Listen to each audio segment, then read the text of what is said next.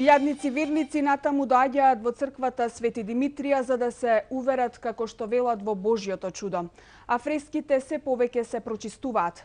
Феноменот предизвика големо внимание како во соседството, така и во светот. Посета на црквата најавуваат христијани од балканските земји. Несекојдневното самопрочистување на фреските во црквата Свети Димитрија четврти ден поред ги предизвикува возбуда и воскет кај граѓаните кои чекаат во редови за да влезат во црквата. Наспроти големиот христијански празник Великден, Божјото чудо ги сплоти верниците во првиот соборен храм Свети Димитрија. Па после сите случувања што се случија, стварно не знам што да ви кажам, чудо некое. Бог се јави, навистина се јави. Не можам да верувам.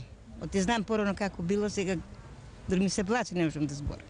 Господ е еден и Божја работа. Нови промени на фреските во олтарот биле регистрирани синоќа и изутринава. Јасно се гледаат крилјата на ангелите.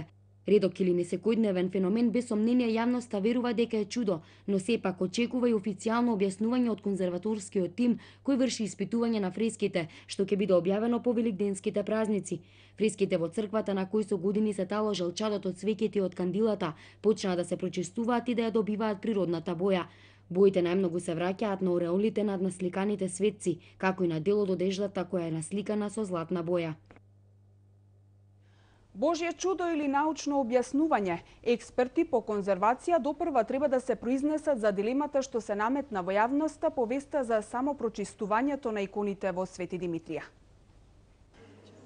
Еден од најголемите познавачи на македонската средновековна уметност, академик Цветан Грозданов, ги повикува конзерваторите што побрзо да се произнесат околу така нареченото самопрочистување на фреско живописот во црквата Свети Димитрија. Очигледно дека на најголемо самопрочистување се подложени златната, сината и црвената боја на фреските, вели академик Грозданов, но стручњаците треба да констатираат за што станува збор. Ве наведува ли тоа на нешто? Дека има интервенција. А чија е интервенцијата? Треба да почекаме. За чија е интервенцијата? Многу занимлив случај, ама нема смисла конзерваторите да чутат. Ние, Македонија имаше сјајна конзерваторска школа. Тоа се мајстори кои што открија Света Софија, Перивлепта, Курбиново. Па сега нека се покажат. Директорот на Управата за заштита на културното наследство Паско Кузман е воздржан во коментарите. Состојбата си е онакав како што вие објавивте во медиумите. Значи, свештенството, црквата, религијата, верниците си се грижат околу таа работа и тоа чудо е нивно чудо. Научната јавност што вели? Научната јавност никогаш не образлага вакви чуда. Зошто? Благодарам. Дали сметате дека е интервенирано со човечка рака? Не сакам да коментирам, се извинувам. Заводот за заштита на спомениците на културата на град Скопје соопшти дека со официјален став ќе излезат по Великден.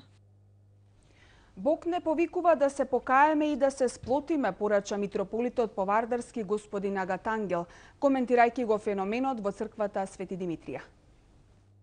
И во Стариот, и во Новиот Завет се правиле чуда, имало чуда, но еве сега и во 21. век има чуда и секогаш имало чуда и ќе има чуда.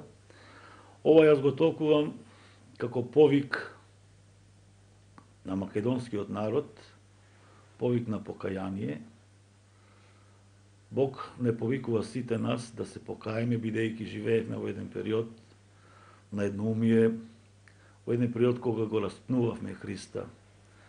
Сега сме во страстната седмица на овие великденски пости, велики пости, и токму во овие денови се случува ова чудо.